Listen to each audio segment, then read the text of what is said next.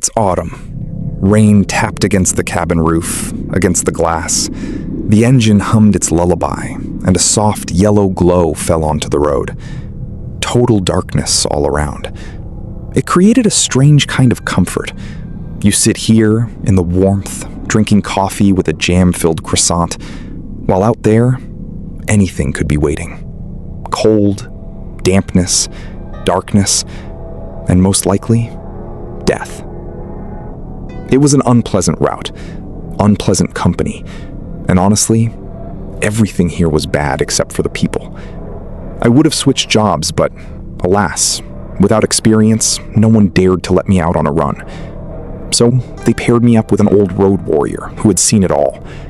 His name was Alex Ivanovich, a guy, 47, sly look, short, stocky, and his trademark feature, he loved wearing leather caps.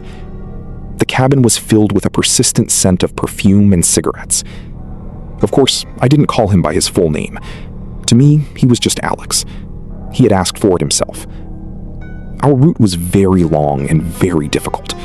Or, as Alex used to say, we're heading where even wolves are afraid to shit.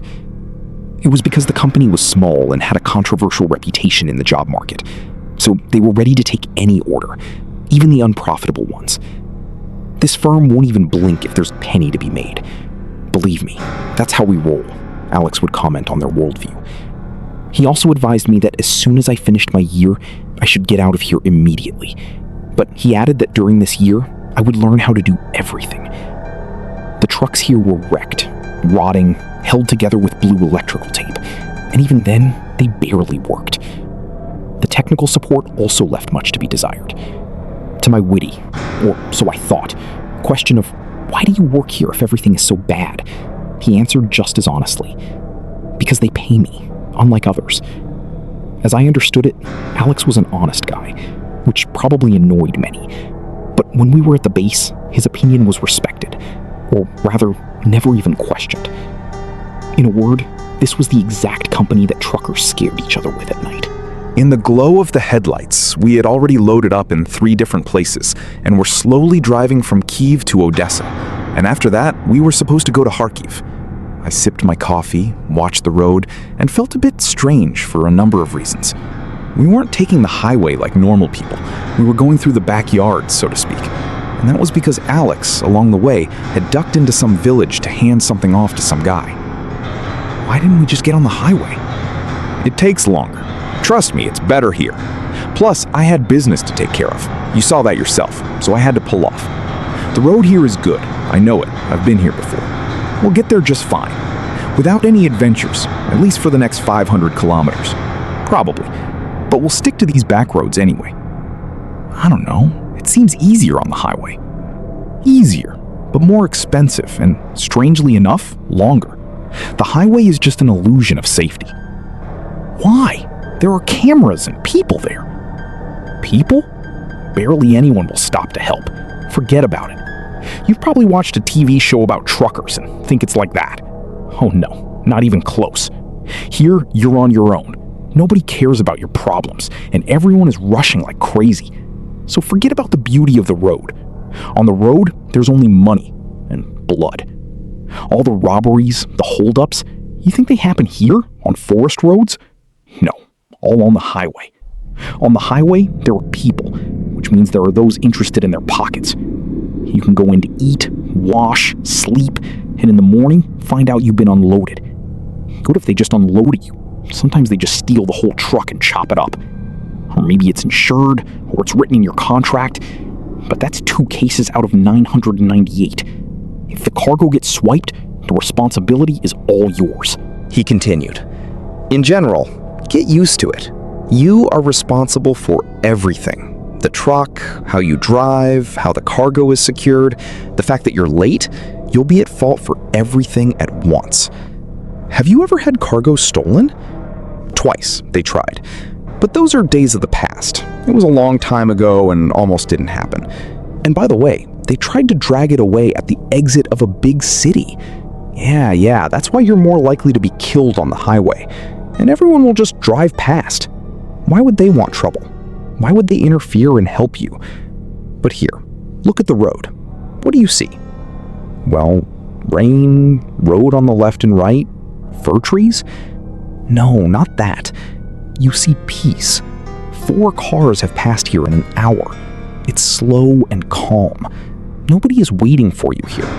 No races, no morons who want to teach you life and how to drive. You just drive, and that's it. The main thing is not to fall asleep. But I don't feel like sleeping, so while we can, let's keep moving. How many years have you been a driver? In general, or just at this firm? Oh, forever. You can't tell, but since childhood, probably. Come on, you're pulling my leg. Seriously, I used to ride with my father. He had a mobile shop. We traveled around villages, delivering flour and pasta. I helped out. And did you ever drive yourself? Sometimes. Back then, you'd go through a village and not meet a single car. If you had 5 cars in the village, that meant respect and honor were guaranteed. It was a difficult time. Forget about a car. You couldn't even buy tires. And if you could, you had to find money and the right people. My father always had a commercial streak, but he was a bit petty. I rode with him, helped, earned money for the family, and I really did start driving at a young age. I had a stricter supervisor than my father. If I crashed the car, the family wouldn't eat. He told me that once, then put me behind the wheel. I usually begged and they wouldn't give it to me, but that time they did. I wasn't happy, but later they started letting me drive more often. All on trust, as they say. Then I finished school, military service, and started doing everything myself. But not for long. That business was already dying then. But the era of the truckers, that was the golden time. But scary. People would jump onto my running board, tough guys would come up at gas stations and ask questions. Anything happened, I even paid a couple of times just so they wouldn't touch me. It was that kind of time. Money was earned easily, but lives were lost just as easily. There was only one road, and one group worked it, and they were beasts there. Scary, scary beasts. Those who didn't pay, they couldn't even rejoice that they had passed safely. And those who were unlucky, they never told anyone about it. They dealt with people harshly. They'd take the truck, the cargo, and that's it. And you'd be resting in a forest clearing. And everyone said it was easier to pay than to tremble. And the payments were not small. I remember giving 1/3 of my income. Gave it and passed without adventures. I saw their stern faces looking at you from their cars. Cool, while you drive, knowing they won't touch you. Of course, later they went after them, and then after us. Money used to flow. And now, well, it's there, but it's not what it was. What was it like before? You live in the cabin for a year, get out, and in some regional center, you buy an apartment. Just come, cash on the barrel, and you're done. In a year. Seriously? In a year? Yeah, in a year. But again, for that year, you ate, slept, and worked in this cursed cabin. Didn't you try to quit? Tried more than once. I have apartments, cars too, and everything seems fine. I thought, why should I keep running around? Let me find a woman, start a family, go work as a mechanic, and live like everyone else. But no, it doesn't work. It's the call of the road. Sometimes you sit in the cabin, howling with insane rage or annoyance, angry, sleepy, feeling terrible, or changing tires in the freezing cold. Never again. But you sit at home for a while, and here the road is calling. Plus, I don't know how to do anything else. I've spent my whole life on the road, and I'll die on it. Don't say that. You'll jinx it. Why are you scared? Think it's bad? It's strange to think about death here. You're wrong to be afraid of it. It's the truth. Believe me, even in 10 or 20 years, if I'm alive and able to drive, I'll be behind the wheel. Of course, I'm not eternal. Something will go wrong and I'll be gone. That's life. It's the most terrible and stern teacher. In my life, I've learned only one lesson well. Never say never. How many times has it been I've sworn, promised that I wouldn't go, wouldn't carry cargo, would quit, or wouldn't sit in the cabin at all? Swore and carried it all. Life is capable of turning everything in such a way that if you were ironclad in your convictions yesterday, tomorrow, you'll be driving on them yourself. And who will remind you? You'll be alone with yourself. Words on the road, it's a terrible thing, especially words in a difficult moment. What do you mean? This. But keep in mind, it's not my story, but I knew that sailor of the asphalt seas. Night, winter, Finland. A serious frost, minus 40 degrees. Early 2000s. You're alone on the road, and your truck dies. First the RPMs drop slowly, and then the engine barely breathes. The diesel freezes in the tank. That's death. Wolves are howling nearby. They also want to eat, and your headlights have attracted them. And in this situation, a guy, let's call him Max, finds himself. Max sits in the cabin, thinking about what to do. Outside the window, a terrible blizzard starts. The cabin is cooling rapidly. There's no one on the road, and there hardly will be. And your choice is small. Burn the truck with the cargo and hope the wolves don't eat you. They're already coming closer. The wolf howling has become significantly louder. Or try to start the truck somehow. But how can you start it if your own snot is already freezing? What should I do? I whisper, and I see the steam already. The cabin cooled down in literally 10 minutes. I dress up inside the cabin, wrap myself in everything I have, try to shout on the phone. All for nothing. There is no signal. No one will help me until morning, and I would like to live until morning. The howling behind the glass is scary, but there's nothing to do. Not really understanding why, I open the door, thinking I'll at least drag out the canister, burn it first, and then we'll see. I open the door, and there they are, literally 20 wolves growling in the darkness. I don't see them, but I hear them. They'll chew us up. I can't go out, and the blizzard is terrible. You can't see a meter. I can't go out, so it's either death from cold or death from teeth. I lit a cigarette. I sit and think how I could burn something so I don't burn myself or suffocate, and at the same time not burn the cabin. The passenger seat was free, and I came up with something. I opened a window slightly so there would be a small draft. I had a frying pan, and I started throwing paper and wood chips into it to get at least some heat. But what kind of heat was that? After 20 minutes in that freezing cold, my window started to get covered with frost. And I realize, this is death. I shout into the radio again, call all the numbers. But the pack circles the cabin as if they were waiting, as if they knew. In my mind, I understand that I will freeze, but I won't open the doors to them. What to do? I lit another smoking stick, trying to start the truck. Everything died. It needed warming up. It didn't just not start. It stopped reacting to the key at all. And the light started to fade. The wiring was freezing. I sit there burning paper on the frying pan. Although I have a lot of them. Magazines, phone books, catalogs. But paper is useless. And burning something stronger is scary. You can suffocate, or the fire will spread through the cabin. I tried throwing in the seat cover. It was like a wooden massager. It burned well, I don't argue, and it was even warm. But such a disgusting stench started, and the black soot. I realized this was no good, and after a minute, I extinguished it. I threw in the magazines more actively, but it was no use. The cabin had frozen through and became like a refrigerator. It's a cabin, not a house, and the wolves were already rubbing their fur against the doorstep. I sit, smoke, burn, listen to the wolves and how the blizzard sings my funeral song. And from the forest, something strange sounds, as if a woman is screaming or something. Or maybe the blizzard turned the sound so strangely. And I didn't want to die so much. I didn't want to so much that I prayed. I began to say words to my truck that can only be said on the verge of death. I began to whisper, "Give me a chance. Give me a chance. Take me out of here, I beg you. I will never sell you. I will do anything. Just let me get out of this cursed place. Don't let me perish in the cold." Of course, the words there were radically different, but the general meaning is roughly like that. I inserted, turned the key, not hoping for anything, and the truck started.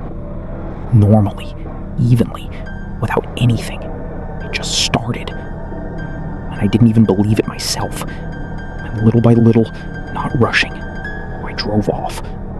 Well, how I drove. I crept. I was so afraid that it would stall. I was ready to risk moving forward, because standing still was even more dangerous. What, even the tires? And so life began to grasp. I got out as if in a fog. How? I don't remember. But I'm alive. Alive.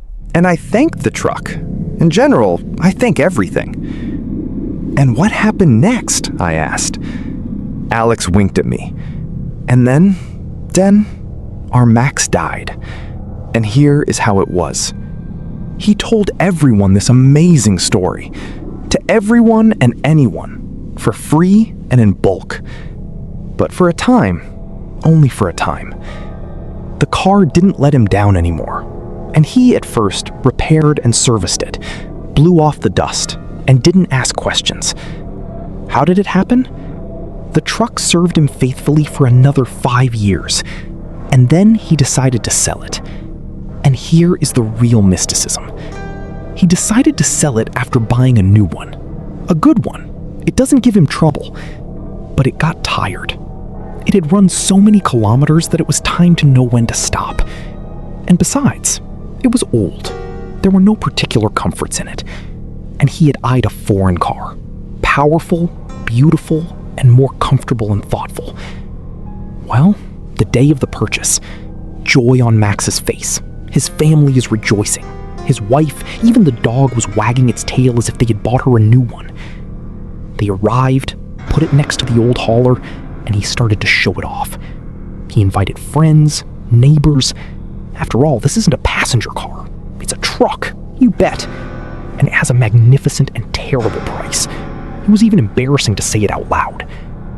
And, as expected, they toasted the occasion. Max got drunk, and Max went to sleep. And in the morning, death knocked on the house. They found him in the old truck, frozen, iced over, as if there was a terrible blizzard outside, as if it were the north. He had frozen holding the steering wheel in his hands. In the morning, they found him, and for a long time, they couldn't tear him away from the truck. And the guy said then that the truck was jealous and punished him for his tongue. So what it saved him from, it killed him with. It took him to where it had taken him from. But that's not true, is it? I said, somewhat uncertainly. Why not true? It's all true. The road is a different world. Everyone sees it, but few understand it. When you are on it, throwing curses, pleas, and vows, be careful. It will remember. It will remember everything. And as soon as you renounce your words, it will not forget to remind you of them. You know, there is something sacred in this or something. Sometimes you drive and it doesn't go. And you're like, come on, don't let me down. Just these 3-5 kilometers and then we'll rest. And you know, yes, it's a machine. It has no soul. But I am sure it hears you. And it's as if, as if it starts to drive more evenly. And you just feel that it's trying. And you root for it, praise it, and drive. Just like that. Yes, this comes with age. Now it seems to you that it's some vague nonsense and the ravings of a madman. But no, believe me, over time, when you work for a long time, you will begin to understand that a car is also a kind of living thing. You stop scolding it, you praise it, and you just treat it not as a piece of iron, but as a living organism. Look at mine. It's old, yes, but everything here is serviced. Everything is tuned the way I need it. And I am more confident in this truck than in any foreign one, even a new one. And you know what I'll add? Sometimes not only we choose a truck, but it can choose its driver. And how is that? I heard that from private carriers who drove their own trucks. He has a truck that runs as it should, doesn't break down. In a word, work and it will pay off. But But when he sells it or buys one from someone else, it's as if the devil is in it. It breaks down while standing in the parking lot. One thing, then another. They say it resists, doesn't acknowledge the owner on paper. Maybe everything is fine there, but a truck is a truck. It's not for nothing that people try not to buy trucks in which someone has died. The point is not that there is a corpse in the cabin, but that the truck can kill more than one driver. You probably heard that there are cursed cars and motorcycles. Drivers die, and the equipment is intact. Something like that, yes, but I heard motorcyclists call them crosses. That means the truck is showing character and misses its former owner. And the truest owner is the one who has driven it the longest, and first of all, that is the true owner. We drove on for a while in silence. I watched the road. The landscape outside the window hadn't changed much, and the rain had intensified, and a light fog had been added. We slowed down further and moved extremely slowly. Other cars almost didn't encounter us. And with you yourself, did mysticism happen? With me? Yes, a few times, but perhaps one was the most vivid. Tell me. Well, listen, it was a long time ago, in those days when I was delivering groceries on a mobile shop, and I was cursed. Don't look at me like that. I was cursed because of business, probably. I traveled around villages, drove, sold, and they bought, of course, but the earnings were modest. The wholesalers became more brazen and started twisting the prices. But where to bend? This is a mobile shop. It is, in essence, a store with a set minimum. Bread in bags, rusks, they took those too. And in some places, it was needed like air. And here, something for the last 2 months, they raised it there, raised it here, the prices, then this and that, and your not so large income just melted away. Believe me, the time was such that the point wasn't even in the income, but in the fact that you generally have a job and have some money. A difficult time for everyone. And one thing led to another. They raised prices there, they didn't buy there, and you bought goods, but they aren't taken. And it goes bad, starts to... And all this somehow layered up until a time. And then I even got offended when I heard that besides me, on another day, someone else travels the same villages, and his goods are bigger and tastier, and of course he almost pays them extra. Greed and resentment consumed me. I spat on this matter for a week, thinking, really? Am I a nanny or what? The second one showed up? Let him pay him. Well, this lasted for some time. I sat, let off steam, and think, to hell with you. I'll go for a ride. It was Thursday. I buy goods, go to sell, and can't rejoice enough. They don't buy, they shovel it. They almost bought me along with the truck. Well, where is the second one? The question arose. Everyone is scolding me, saying, why did you stop driving? And the residents say that one is not constant. He's there, then he's not. But now it seems like he decided to quit this business. Well, I was happy, and it went on. Everything for me in one village and another, and the goods are being bought up. And so literally for several days in a row, joy in my soul, they are buying everything. I also started fantasizing there, too, and everything. That's it. And I arrived on Saturday in one remote village. In essence, it was not the furthest, but it was the last one where one could drive a car. I arrive, trade, everything is going slowly. And people came from other villages, smaller ones. Some don't have money, I exchange food for something, and all that. And one old woman approaches me, says, I'm hungry, there's no money, there's nothing. She says, food, otherwise I will die of hunger. Well, I looked at her. I watch. Her snout is such a bulldog one, such, light. And in her eyes, evil, such unreal. Well, I think now I'll give, then it will become a habit to ask, and I won't give, she'll start screaming. I think that because I give her some goods, I won't become poor. Therefore, what did I do? I collected simple food for her. Of course, matches, a little bit of sugar, salt, pepper, bread, a couple of loaves, ordinary canned goods, and candies. I gave it. I of course understand that she has nothing to eat, but now is such a time. Everyone has nothing to eat. But however, everyone somehow struggles. Let the locals throw her something. There must be some help. They are in the village, after all. Well, I extended it. It's not tricky. She looks at me and says, little. As if I'm tearing it from my heart. I am tearing it, I answered. Am I supposed to feed you, old woman? Why don't the locals help you if everything is so bad? Nothing. This old poker didn't answer me. But she was distorted by anger so much that I thought it was a stroke. Leaving, she said something. Something loud, but so that I didn't understand anything. Yes, I heard that she is talking, but couldn't understand.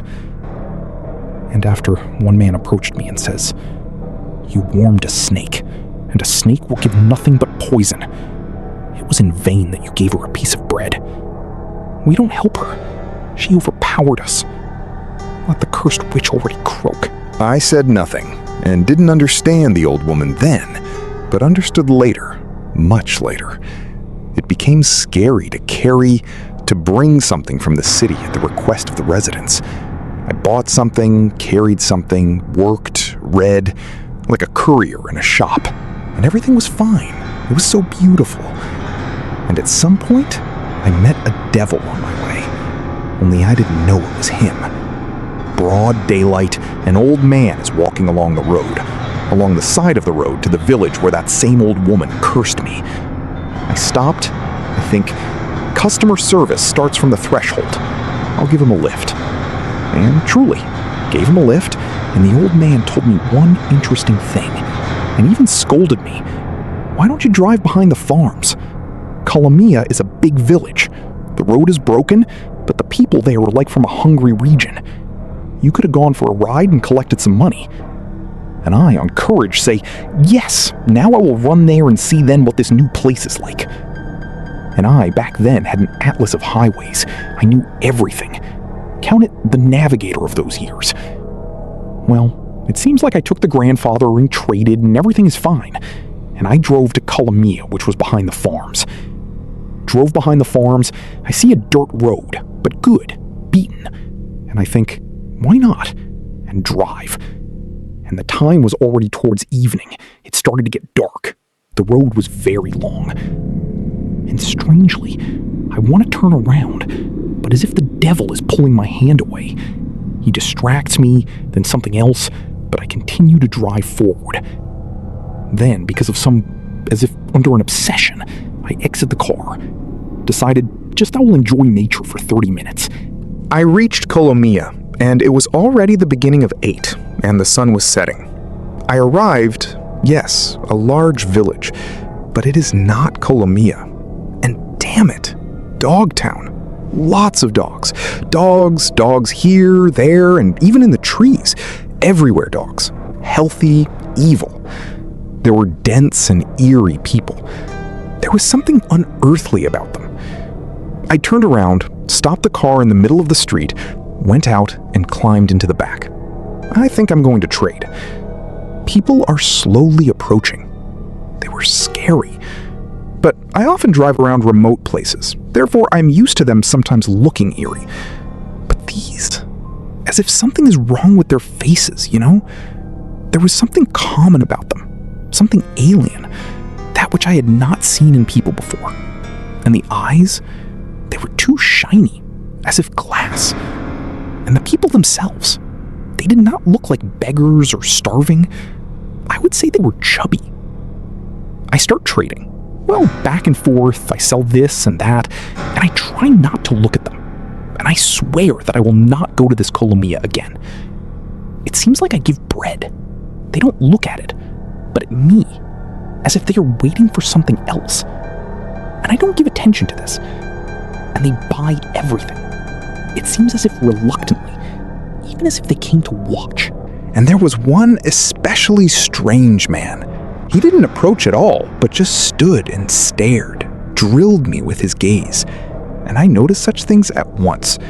Yes, what there? I even see a lying gaze with my back. And these people, they were different. They were quiet and strange in their habits. And the village did not change. Nothing good. Only dogs, everything overgrown, houses crooked and twisted. You wouldn't say right away if someone lives there or not. And from these strange feelings, I held a knife in my left hand. People don't have money for 5 loaves, for example, but have for 4.5. Well, I can chop off a half with this apparatus in one touch. But then I held onto it as if for a rescue straw. And the residents, they cast their gaze on the knife. Trading, it seems, is going on, and people approach, and it gets dark, almost twilight. And I stand in the back and realize that no, I cannot remain here until dark. I need to leave. And even as if there are more people even became, I say that trading is finished and the goods are running out, and tomorrow I will come. Tomorrow I will come, I say very loudly. Tomorrow I will come. I am sure that this saved my life. People tensed up, especially that man. He did not release the left hand with the knife from sight. He only looked at it and at me. And then I jump out of the back, and he is to me. You forgot to put away the knife. What, will you go with it? It lies in the glove compartment, I answer. I understand that there are people around me, and they have already surrounded me. I am in a half ring. I have to wait until 2 o'clock, I lie. And if you don't come, he didn't calm down. And the hands, if you could see his hands, he was squeezing something under his jacket, and his eyes glittered. Oh, they glittered. I saw that he is barely restraining himself. And other people began to look at me somehow differently. Tomorrow by 2 o'clock, I will bring more goods. Everything was bought up today, so wait. We will wait, whispered someone. And I jump into the car and close the doors. That is, now buttons, and then they were pins, needed to be lowered. And oh, how timely. The same man jumps onto my step when I just started the movement and wanted to cut me. He broke the glass with the hand in which he had the knife. But I didn't release mine, kept squeezing, wanted to hit, but he managed to jump off. I drive out of the street and I see that a dog is rolling a human head along the street. And these people, they were cannibals, and therefore I never saw them, never heard about them. No one told me about them, so that I would not perish. Although I often ask the locals about this matter, where one can run to. I drive and think then, now I will return to that grandfather and knock his head off, so that he would walk flushed for a couple of months. I burst back into the village, and in the village there is anxiety. A lot of people near one house and the windows are boarded up. I explained the situation to the men that they say one grandfather from your village advised it. But one crossed himself and said this. This was not a grandfather, but a devil of this witch.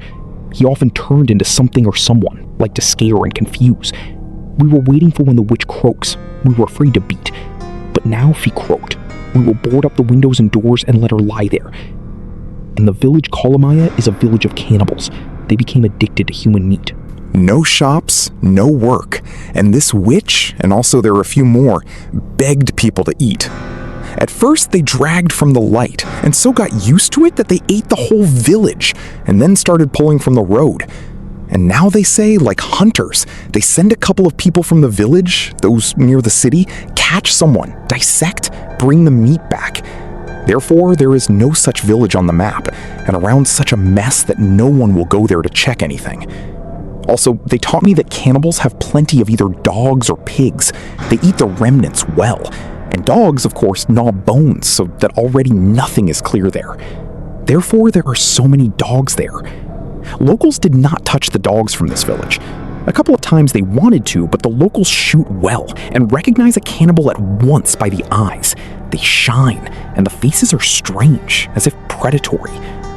Wow, you were very lucky. Yes, it was lucky for me that the witch died. It seems to me that the devil would have brought it to an end because he led me along that dirt road. And I sit, recall, and think how I even thought to go there. After all, I drove around the field for a long time to the planting and the dirt road, and towards evening. This is who you need to be to think of it. Okay, when there were 2 of you at least, but here you are alone. Oh, look, a man is walking, I said, noting that there was more fog, but the rain had almost disappeared. The man was actively gesturing, shouting, and seemed to want to be picked up. And look at him! Into the forest! I started to look into the forest and saw several reflections of eyes. These are wild animals. Yeah, of course. They are them. In general, not animals and not people. There are a couple of relationships here. Come on, take the crowbar from under the seat. If he jumps on the doorstep, drag it between the eyes immediately. I took out the crowbar and saw in the rearview mirror that a man was running after us, and in parallel with us, along the forest, moved several pairs of eyes. It sparkled. My chest dried up sharply and pinched. The iron object seemed to have sweated from the grip.